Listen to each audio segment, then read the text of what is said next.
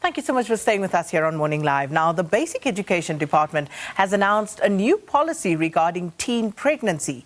Statistics South Africa recorded the birth of 899,303 babies in 2020, and of that, 34,587 were born to girls aged between 17 and younger. Now, the new policy will now compel schools to report underage pregnancies to the police. So to tell us more about this, we're joined by Basic Education Spokesperson Mhlanga. Elijah, good morning. Thanks so much for being with us on Morning Live. Good morning, Sakina. Thank you so much for having us. So, Elijah, yesterday we asked this as our question of the day here on Morning Live regarding this new policy. And I'm sure you saw the response, an overwhelming response, but varied response from the Morning Live viewers, which is, of course, just a snapshot, a microcosm of, what broader society may feel or think about this matter. But let's start at the point at which the department felt that there was a need, that necessitated a policy position on this particular matter. Well, Sakina, we have been experiencing a lot of challenges when it comes to learners who fall pregnant during their years of schooling. And we've also seen that learner pregnancy has contributed to the dropout rate that we've seen in the country. And we felt that that was one area that we could intervene in partnership with other stakeholders.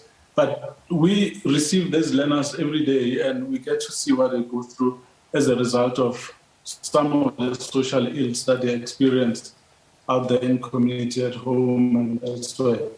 So for the many years that we've been reporting on this one, people were always asking us, do you know who has made these girls pregnant?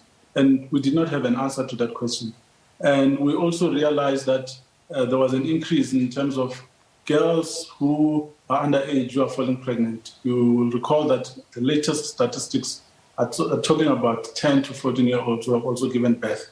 And yet, when we are asked, we don't know who the fathers are because there's never been a provision for education to go out to find out who might have done the deed. So that's what has given rise to this type of policy to come through. But the real objective is to make sure that every child who starts school must finish, irrespective of the challenges that they find. Of course, our first prize is that no pregnancy, wanted or unwanted, should happen while you are in school. And because we know it comes with its own challenges, and we felt as education we needed to play our part and try to address this challenge. Elijah, just to confirm, this policy has now been gazetted by the minister. And in terms of that, what does it mean for educators and everyone involved in the schooling environment? Well, for schools that have been chasing away girls who are falling pregnant, this is the end. You can't do that anymore. The law prohibits that. And the policy is very clear when it comes to that. So you can no longer say to a child, go home and come back once you have given birth. You can't. You are supposed to accommodate the child, support them, make sure that they get all the support that they can get. Of course, we'll need to work with their parents, their caregivers, or guardians, and make sure that they get support from all ends, because that's what will help that girl child to be able to continue with their education. So you need to create an environment where they shouldn't be stigmatized, because we know that some of them did not fall pregnant intentionally. It's as a result of rape or sexual assault. One of the other issues, of course, is the fact that some of these learners are impregnated by teachers. There are records of this, and you are very well aware of it as a department. So in terms of that particular problem, Elijah, how is the department hoping to deal with that?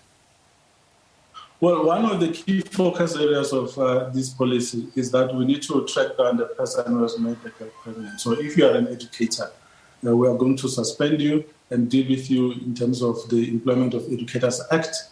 You will go through a disciplinary process and you'll be fired. You'll recall, Sakina, that in April, the minister published guidelines regarding offences that educators will commit if they do, and the sanctions that will go with that. So sexual assault is a life ban, which means you can no longer work in the basic education space.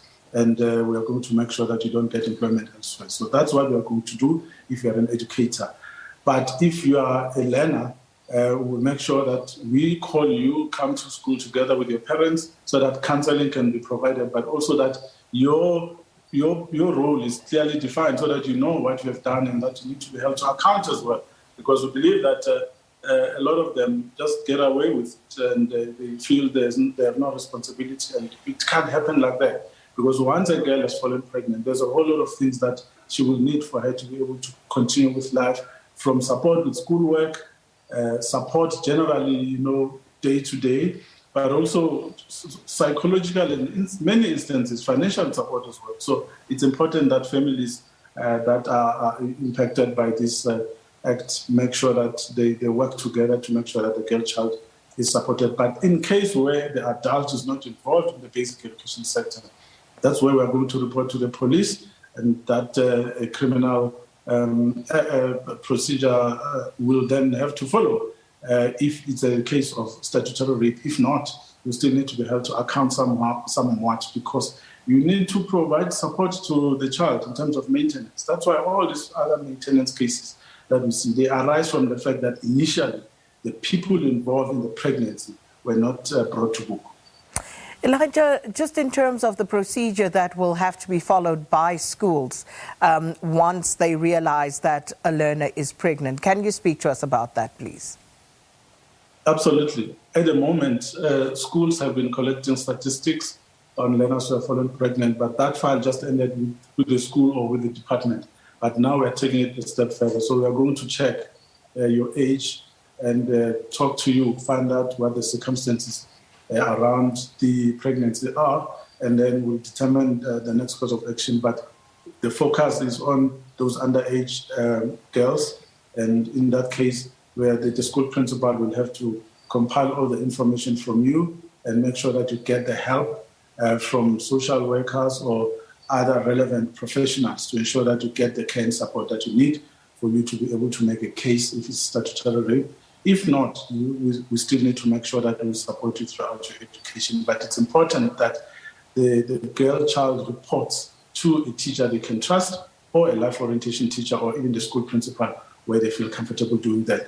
But we want them to be as comfortable as possible so that the information that is conveyed to the law enforcement agencies is good quality, so that the conviction can be secured. Because at the end of the day, this is all about child protection. So you talk about underage girls. So let's just clarify the age groups, the bands in which this would then fall into. So underage, speak to us, Elijah, about the various age groups. Well, it's under 16. So if you're under 16, then there's a case there for us to help you by reporting to the police. So that's the underage that we're talking about. But you also have other people who are above that age who are also victims of rape. In that case, we also need to make sure that we report to the police. So those are the ages. But for us, any child of school-going age should not be a victim of any of these types of offenses. That's why it's also heartbreaking to see the story that you played earlier, where rape victims are crying out for help and they are struggling. It shouldn't be like that. We really need to all stand up and make sure that we protect our girl children in particular, especially when they're still very young. I mean, it's crazy that 10 to 14-year-olds are giving birth, and the people who have impregnated them are just walking free in the streets. It can't be. So I'm just curious, in these instances, how has the department and how have schools dealt with these instances where you have 10-year-olds, 12-year-olds, 14-year-olds who are pregnant? How do the schools deal with this, Elijah? It's a difficult one because our teachers, not all of them have the training or the skill or even just the emotional capacity to face those types of things. But because teaching is a calling, they do their best. In most instances, it's the life orientation teachers, because they are already immersed in the content that it seeks to help children with these difficult topics and subjects. So they are able to provide support, talk to them. And in some instances, the teachers tell us that they go to the homes of these children to try to talk to their parents. So it's a difficult one. You can't do it alone as education. You need the involvement of the entire society. Communities must get involved. That's why in the policy, it does say that the success of this policy will depend entirely on the cooperation and engagement of communities and other stakeholders that are involved in the implementation of it. And if you read the policy, there's like 11 other pieces of legislation and maybe 15 or more other stakeholders that must get involved in making sure that these young people are protected. So it's a complex matter. We are not the only authority on this one, but we feel that we need to play our part because we are central to solving some of these social issues. Because, 20% of the population, the children, 13.5 million of them are with us almost every day, and we get to see the outcome of the things they go through in society and in the streets out there. Elijah, some of the employees in the department, and I remember one of the tweets that we read yesterday, someone said, I'm an educator, totally not prepared to deal with this. This person just felt that they are here to teach. The tweet actually expressly said that. I'm here to teach. I'm not here to deal with all of these attendant matters. Which I must say took me aback slightly, given what you also mentioned, the fact that this is a calling, you would think, for teachers. But, in terms of teachers who, as you also pointed out, perhaps just do not have the capacity or just don't want to deal with this, how are you addressing that particular matter? Well, that would be very sad if indeed it comes from a teacher. The teachers that we interact with, they tell us that they are everything to the children. They play all sorts of roles to make sure that the children go forward. And the example is what we saw in the Free State when people risk their lives to send scripts.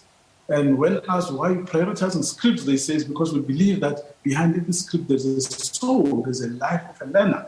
So we have those types of teachers in the system. So if you feel that you can't handle this, it's okay. It's a matter of choice. There are other people in your school who will be able to handle it. So what you need to do is to inform them that you have no desire to assist children. It's unfortunate that you are in the basic education sector where you're expected to attempt to resolve some of the issues that you come across. Because it's not just about curriculum, it's about life. It's about making sure that the children are taken care of for as long as they're in your care during school hours. Even outside, we need to take responsibility for that. But there is training that is undergoing, that teachers are undergoing, and it will continue to be given to the teachers because we want them to be fully capacitated. We want all of them to have the same approach when handling these matters because they are not the professionals to handle it. There are psychologists and social workers, who are out there, but they can't be in every school every time. In the meantime, you need to at least have that basic conversation with a child who needs help and then do the referral so that they're able to get professional assistance. Elijah, you spoke about other stakeholders as well, other departments whose assistance will also be pivotal in this fight. Have you been engaging them and what has been the outcome of those engagements? Yes, we do. We work very closely with various departments. In the basic education sector, we have something that we call Integrated School Health Program. Through that program, we have the Department of Health, we have the Department of Social Development as well. So the three departments work closely daily on these matters. But we also work with the Department of Justice, we work with the police, we have agreements with them, we have Home Affairs as well. We've got cooperative agreements with them so that they are able to prioritize matters that come from schools. And so far, that's been working. But what has been lacking is this actual reporting. We had a meeting with the police about 3 or 4 months ago, and they said, we are seeing the statistics saying that there are statutory rape cases, but those cases are not with us. No one is reporting them. And we said, once the learner pregnancy policy is gazetted, we will be coming to you because we are seeing also that society is not assisting. So we need to encourage communities to approach any of these departments with these matters because if we are talking about the police, then the Justice Department needs to be there as well. But social development in terms of its capacity and experience in providing social work services and psychological services as well for these learners. So everyone really has to come on board. And there are many NGOs as well that are playing in the space. We'll need their help, and they're there. They were part of the formulation of this particular policy. Elijah, before I let you go, just on something slightly different, of course, you touched on the issue of teachers who risk, their lives to save scripts. The Matric marking, of course, that happened in the Free State. We did hear that the Northern Cape had completed marking. Any update on that situation? How many provinces have completed marking now? Yeah, absolutely. Northern Cape is done, Mhlanga is done, Limpopo is done as well. We expect the others to conclude today because this is the scheduled day for the wrapping up of all the marking that would have taken place. But that one center in the Free State, they are working hard to conclude today as well. Remember, there was a day's delay, so they could conclude tomorrow. But there's no crisis. Everything is in order. They will be able to wrap up by the end of the week, and the minister will still release the results on the 20th of January. Well, Elijah Mhlanga, thanks so much. And of course, if we don't speak again, Merry Christmas to you and Happy New Year. Hope to see you again in the new year. Thanks so much for speaking to us. Thank you so much. Thank you so much. And that was Elijah Mhlanga, the spokesperson of the Department of Basic Education, speaking to us about this policy that has been gazetted to try and curb the scourge of underage and teen pregnancy in schools, and what will now compel teachers to report to law enforcement authorities pregnancies of learners.